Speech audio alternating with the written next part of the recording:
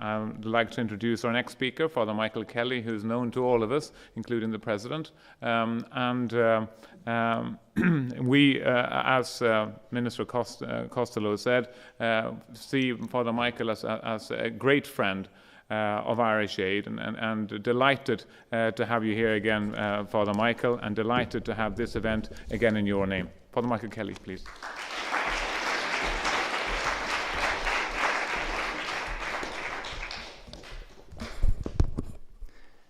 Yeah, we heard them singing, "We Ain't Falling Down." I think that was it. And we've got love to support us where we go. And that's just what is needed with this whole AIDS epidemic and the fight against it.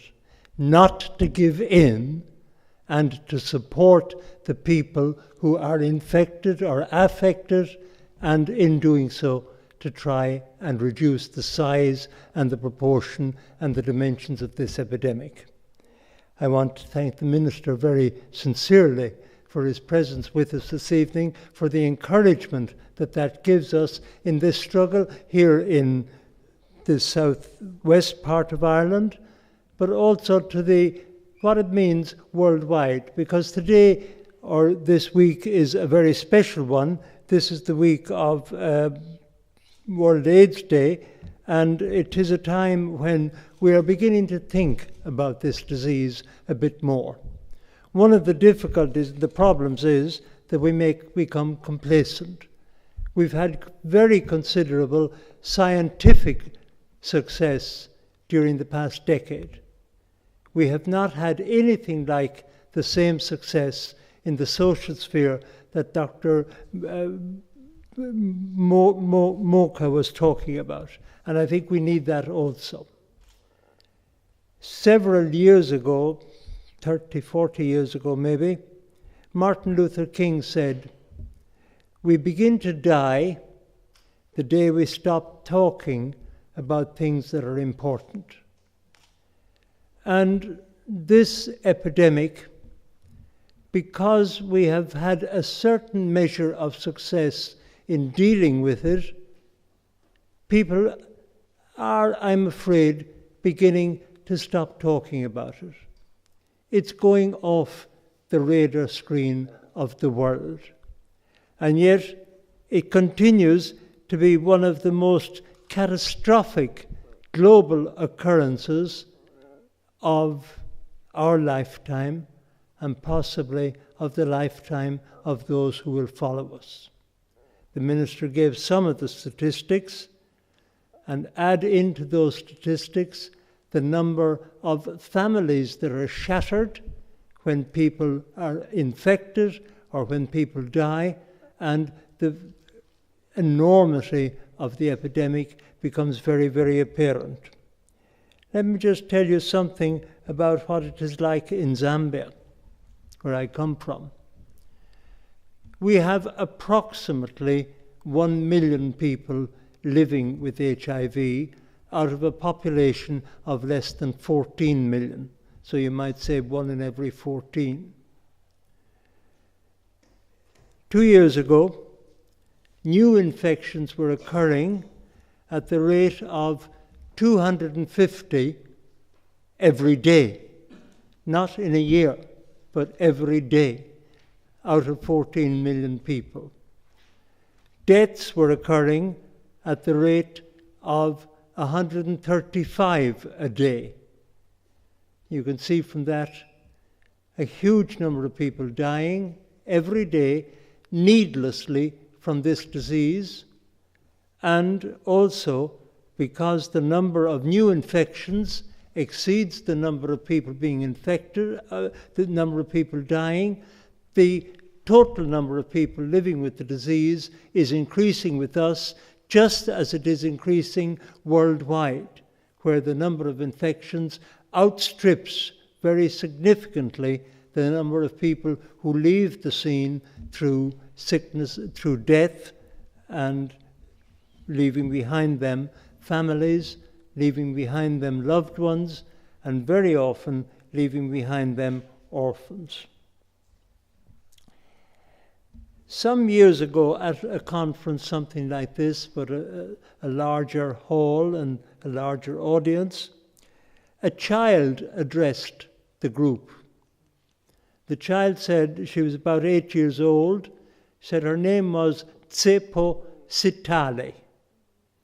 And she said, in my language, the name Tsepo means hope.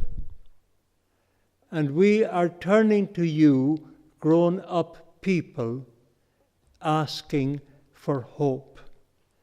We're trying to reach you. We're trying to tell you something. We're trying to draw attention to how we feel.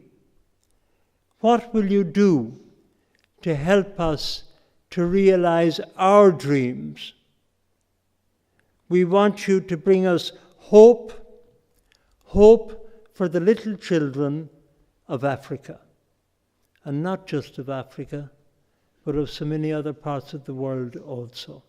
But as Professor Moore said, the epicenter is in Africa, and indeed in southern Africa. What hope can we bring? Well, we have the hope of the changes, the developments over the last decade. One of the greatest hopes, I think, was the vast global mobilization against this epidemic. Unprecedented in human history, the way the world came together and focused on this and said, we must do something about it. Concern, resources, personnel, science, the whole United Nations apparatus, countries, every sector seemed to come together and say, what can we do to respond to this disease, to reduce its impact, and to head it off, and eventually to cure it? And I'd like to take the occasion here to say a sincere word of thanks to Irish Aid and to the people of Ireland for their sustained and very generous commitment to dealing with this epidemic over the years. The effort from Ireland has been fantastic, and Ireland is one of the big contributors relative to its size to dealing with this epidemic worldwide, and we are extraordinarily grateful for it. Ireland has in Dublin what is called Open Heart House, and this little book, Stories from the Heart, came from Open Heart House about a year ago. Some of the people there who are HIV infected and what they said about themselves. There are about 25 stories in this. I've read them all a couple of times. And what struck me was the hope that was in them, the confidence that this disease is now being tackled and can be overcome. One of the writers, a man called Charlie, said, I have so much to be thankful for. This, remember, is a man living with HIV. I have so much to be thankful for, and I look forward to a brighter future full of hope and happiness.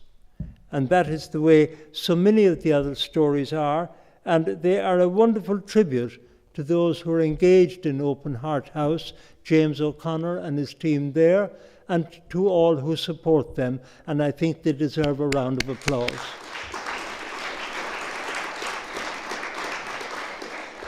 But long before the new medications were introduced, and before they were distributed more and more widely amongst the people who were infected, long before even there was an Open Heart House, we did have something to work against this disease, and that something was education.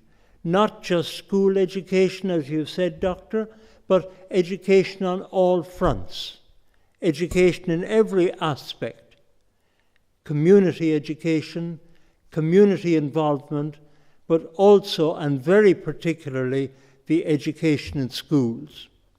And 12 years ago, as long ago as that, at Dakar, at the World Education Forum, the then Director General of the United Nations Programme Against AIDS said, education is perhaps the most powerful force of all in combating the spread of HIV and AIDS. My feeling is that that wasn't followed up. The words were said, people accepted them, and then they went back to square one, to the status quo. But yet he had said it, and it was true. Probably the most powerful force of all in combating the spread of HIV and AIDS. And then even more recently, earlier this year, the current director of the UNAIDS program against HIV said, ending AIDS is possible and education is key to the access. We won't get anywhere unless we make good use of education. And we're not necessarily talking about education about sex. We're not excluding that. We're not excluding teaching about the correct use of condoms. But there is something wider than the narrow focus just on some of these preventative measures. And there is something wider than the narrow focus on the medications. There is the illiteracy. There is the poverty. There is the subjugation of women. There's the discrimination. There are the male chauvinistic attitudes which are inbred in society. And it is these things that fuel the spread of this epidemic, and education, more formal education, if you will, school education, literacy, learning the mechanics of reading and writing, and in numeracy also, building up these things within our young people is now bringing a transformation. I want to be very honest with you and tell you that up to about 15 years ago, we couldn't have said that. Because up to about 15 years ago, the better educated people were the ones who had more HIV. The last survey that was done with us in Zambia was in 2007, so it's 5 years back. They'll be doing another one now. They're doing it next year, 6 years later. But in that survey, we found what is found in so many other countries, more HIV amongst the wealthy upper classes than amongst the poorer lower classes. And the wealthy upper classes are the ones who have received more education. But now better investigations are going into the matter. They're investigating what is it with the people up to the age of 23 or 24, and what is it with the people from 30 to 40, and what is it with the people above 40. And there they're finding a very radical change. With the younger people, the ones who have more recently passed through the schools and had their education, there is considerably less HIV infection than amongst the older ones. Education was not a vaccine, or a vaccine that was being used wrongly in the early days, whereas today it is proving its worth. We used to say about them in the early days that the trouble was the 3 M's, and they're not the little sweets. The 3 M's were men, mobility, and money. Put them into combination, and HIV spread very easily amongst populations in Africa and in other parts. But that dynamic, or that scenario, is now changing, and changing for the better. Where there is money, where there is mobility, but where also there is education. There you have a chance of less HIV. There you have people who will present themselves earlier for treatment. There you will have people who will adhere to the treatment. Anne pointed out MSM, the men who have sex with men. Well, we're thinking now of MEM, men who are educated men, and that there will be much less of HIV. And think back ourselves, yourself, to the time when we learned how to read and write. It wasn't just that we were learning mechanical things on a page. We had to learn in here, very deeply in here, how to link the first word of a sentence with the last word, how to link the words together with their grammar, short little sentences of the first and then later longer ones that we could read and internalize some of this thing. Now, that is a whole process that goes on with the individual, and it seems to transform an individual, that they regard life as very different when this has happened. Also occurring with individuals is the ability to delay gratification, to put it off, to say, no, I can't do that now, I have my homework to do.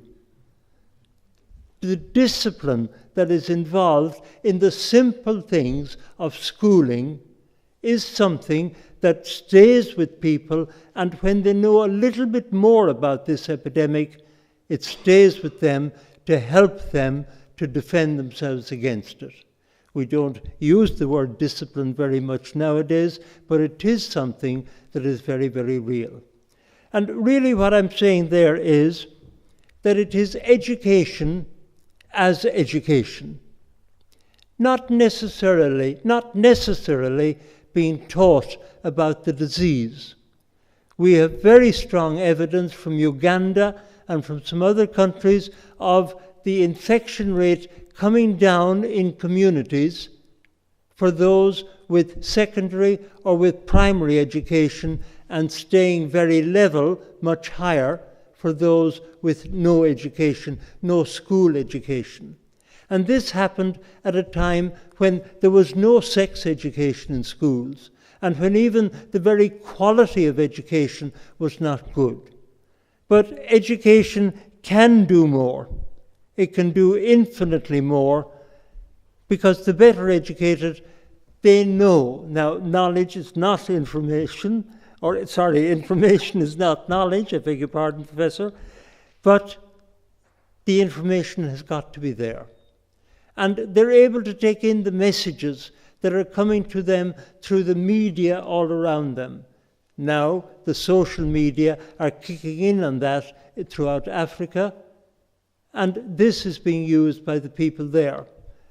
Those who are better education know the importance of going for a test and following up on it, not just getting the test, but going back for it. I'd almost be shy of asking how many people here have been for a test. Oh, quite a number, quite good. And several times, quite a number of us too, I'm sure. But some of my testing was here in Ireland. It wasn't in Zambia, some of it was. But educated people do know that. Educated people know much more about nutrition and the importance of a nutritious diet, which is all tied up with HIV. You're much more susceptible to HIV infection if your nutrition levels have gone low. Educated people have learned more about these things. They show more understanding and accepting attitudes to the people who are infected. One of the worst curses in this area is discrimination and stigma, treating people with HIV as if they were a race apart, below our esteem, negative attitudes towards them, and these negative attitudes sometimes shown in employment, in access to a dentist, in access to medical services, in all sorts of places. I said this before, some of you have heard it, but I was in a taxi in Dublin in February this year, and we got around to talking about this disease, and the taxi driver told me 2 of my brothers, he said, have died of HIV, of AIDS. And when the funeral of the first one took place, we went into the local pub with the people to have a drink and a sandwich. Nobody came to serve us. And after about 10 minutes, I went over to the bartender and I asked him why. He said, some of the other customers are objecting to your being here. They would prefer if you left. That sort of stigma. Now, I know that's a few years back, but is it there lurking in the hearts of people? It could well be. Education, there is abundant evidence that being through school, learning what UNESCO calls one of the pillars of learning for this 21st century, learning to live together, that is also succeeding immensely in dealing with this. So education is doing a lot. Could it do more? Yes, if given a chance. Maybe you know the story of the man who kept going into the church and pleading, God, help me to win the lotto. God, help me to win the lotto. And nothing was happening. And he vocalized it out loud one day, and he heard a voice booming, give me a chance, buy a ticket. Well, I think with education, it's a question of giving it a chance. More education, better education, more universal education, especially for girls, better education, especially for girls.